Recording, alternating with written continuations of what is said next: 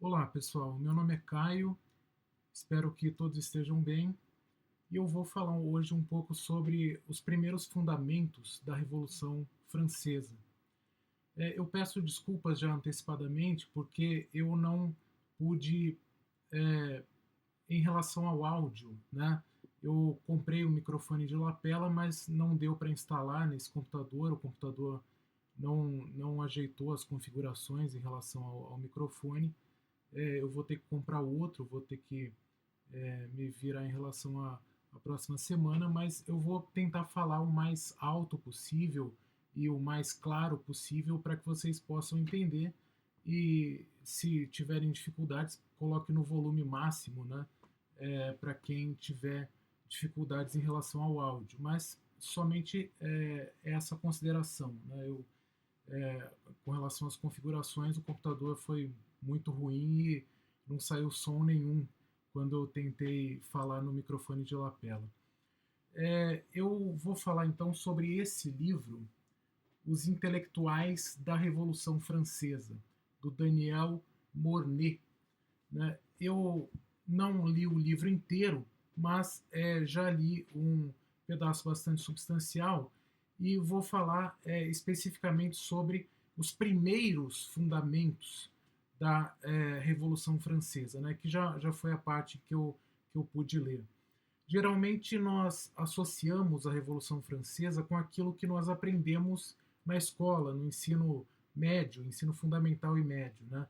De que os mais pobres da sociedade, a classe mais baixa, tanto a burguesia quanto o proletariado, né, e o campesinato incipiente, eles se rebelaram contra os males daquela sociedade, contra a desigualdade daquela sociedade, que era baseada numa divisão de clero, nobreza, né, e o restante da população, que seria a burguesia e mais todas as outras camadas mais baixas da sociedade.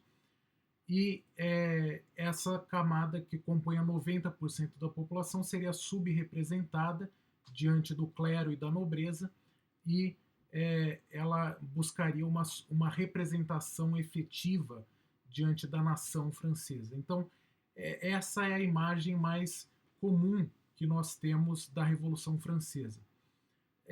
Mas, sob esse ponto de vista, a Revolução Francesa teria tido um caráter democrático, portanto, né? Ou seja, os excessos revolucionários do terror jacobino seriam meramente um acidente de percurso em relação a todo o teor revolucionário que teria sido democrático na sua base, né? Baseada nos princípios de liberdade, igualdade e fraternidade. Então, basicamente, é essa a concepção que nós trazemos da escola. Mas essa concepção é falsa, justamente porque a base da revolução não se deu no povão, né? Não foi o povo que trouxe dele mesmo a mentalidade revolucionária. Né? Essa mentalidade surgiu de uma elite intelectual, a elite iluminista francesa, que se compunha tanto de nobres, né, quanto de intelectuais mais vinculados à burguesia, né, que se reunia em salões, se reunia em clubes de debates, justamente para expor os seus novos ideais revolucionários.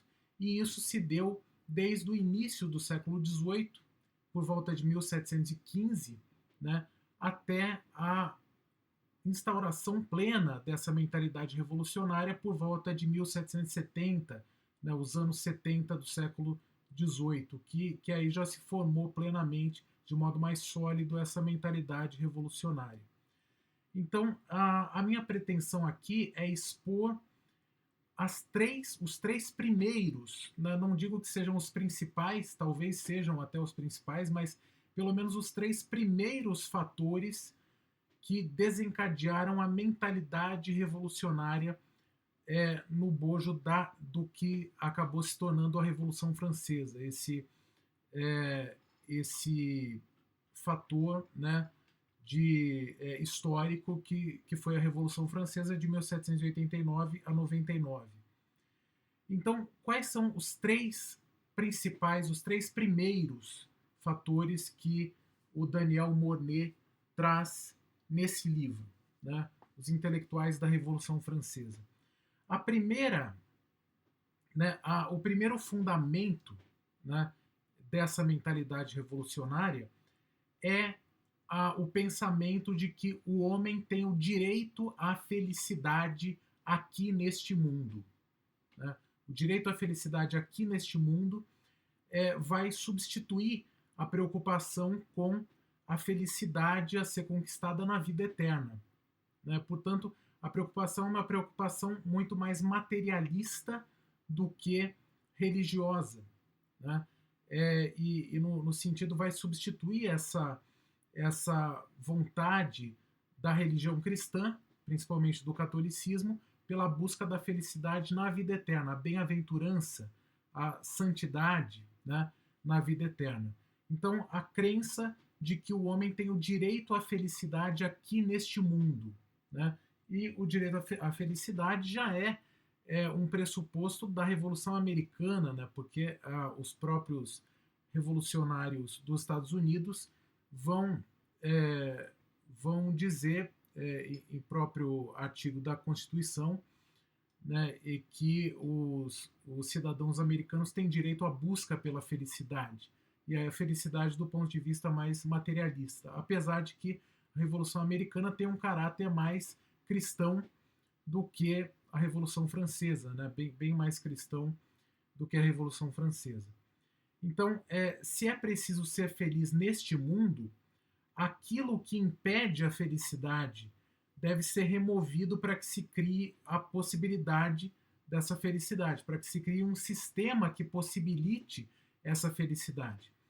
Então, o caminho para essa felicidade passa por uma transformação política e religiosa, né, que são os obstáculos que os revolucionários vão ver que, né, aquilo que impede a felicidade neste mundo. Então, precisa ser removido, precisa ser transformado. Então, o caminho de uma revolução política para atingir esse grau de felicidade já neste mundo para um ponto de vista coletivo. Né? E a segunda concepção é a decorrente do racionalismo cartesiano do século XVII. Né? A razão humana deve ser erigida, essa é a segunda mentalidade que compôs a mentalidade revolucionária, a segunda ideia que compôs a mentalidade revolucionária. A razão humana deve ser erigida como o grande instrumento para que as reformas necessárias nos âmbitos social, político e religioso sejam implementadas. Né? As grandes reformas sejam implementadas. Então, a razão humana aqui, ela se contrapõe à tradição e à autoridade do passado. Então, a tradição, aquilo que deu certo no passado, né, e que merecia ser preservado, conservado no presente, para um futuro melhor, isso vai ser rejeitado como fonte de superstição, né, de preconceito, e apenas a razão, uma razão moderna, uma razão livre, autônoma em relação ao passado, em relação à tradição religiosa e política, vai ser erigida a razão como a única no pedestal, né, a única para ser consagrada como o instrumento para a reforma política e religiosa e a revolução nesse sentido política e religiosa. Né? Ou seja, a preocupação da razão em construir desde o zero algo totalmente novo no presente que tem um pretenso progresso no futuro, né, para ter o progresso e a felicidade no futuro. Aqui esses dois tópicos já representam a base principal para a esquerda moderna. Né? A esquerda é muito baseada nessa concepção progressista, tanto é que nós chamamos a maioria dos esquerdistas de progressistas, né? E eles mesmos se denominam progressistas, justamente porque eles buscam desprezar a autoridade do passado, né, e buscam colocar toda a autoridade no futuro, toda a autoridade na razão como um instrumento para construir um futuro melhor. Né?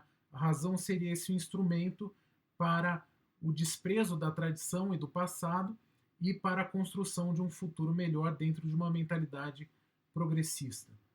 E o terceiro tópico, né, se refere ao ódio pela religião estabelecida. No caso, era a religião católica que predominava, que era a majoritária na França. Portanto, o ódio iluminista do iluminismo radical francês pela Igreja Católica, né, esse vai ser o terceiro grande pilar, né, para sustentar a mentalidade revolucionária. Desde os primeiros anos da formação da mentalidade iluminista revolucionária, diversos escritos anticatólicos foram publicados, né, com calúnias e mentiras sobre a Igreja, contra a Igreja Católica, tornando a imagem do clero extremamente odiosa para o público leitor. Né, basta que vocês pesquisem na internet um escrito de Denis Diderot, que foi um dos enciclopedistas, né, um dos que formaram a enciclopédia francesa no século XVIII. Ele escreveu A Religiosa, né, um romance chamado A Religiosa, que teria sido pretensamente baseado numa história real, numa história verídica. Né? Essa história, essa ficção que ele traz, conta uma história de uma monja que teria sido feita prisioneira num mosteiro. E a personagem é plenamente humilhada, assediada, violentada, tanto física quanto psicologicamente, a todo tempo pelas outras freiras, pelas outras monjas. Né? O problema é que essa história é totalmente falsa. Né? Ela seria baseada na história real de uma monja que seria, na verdade, uma porteira do mosteiro. Ou seja, ela tinha as chaves do mosteiro e poderia entrar e sair a hora que ela bem quisesse. Né? Tanto é que essa monja específica, que foi a base para a construção dessa história, chegou a sair durante um período do mosteiro para buscar uma herança, que depois descobriu que ela não tinha o direito à herança e voltou para o mosteiro. Né? Então, quer dizer, é uma história totalmente falsa, totalmente inventada por Denis Diderot, mas que serviu como base para alimentar o ódio contra a Igreja Católica naquele caso, naquele contexto histórico, e que possibilitou a Revolução Francesa. E é por conta disso que a Revolução Francesa, sobretudo no momento do terror, no período do terror, ela teve um caráter tão fortemente anticatólico e anticlerical. Né? Foram milhares de padres, freiras, monjas e monges que foram mortos pela Revolução na guilhotina. Né? A guilhotina que matou milhares, dezenas de milhares de pessoas ao longo da Revolução Francesa. Ao longo foram aproximadamente 200 mil mortos durante os 10 anos de toda a Revolução. Não só na guilhotina, mas mortos em geral. Né? Então, esses três tópicos, né? O direito à felicidade já aqui na Terra, sem consideração pela busca pela felicidade no plano da vida eterna, no plano da bem-aventurança eterna, o racionalismo cartesiano, que põe a razão como critério único em contraposição à tradição e à autoridade do passado como fontes de autoridade, e o ódio pela Igreja Católica, expresso especialmente no anticlericalismo. Então, esses foram os três grandes fatores, talvez até os principais, os três primeiros, pelo menos, fatores que levaram ao desencadeamento da Revolução Francesa, né, que seria e que é o protótipo para praticamente todas as outras revoluções da modernidade, né, desde o final do século XVIII até hoje. Então é isso, espero que tenham gostado e vou buscar gravar o próximo vídeo na próxima semana. Até lá!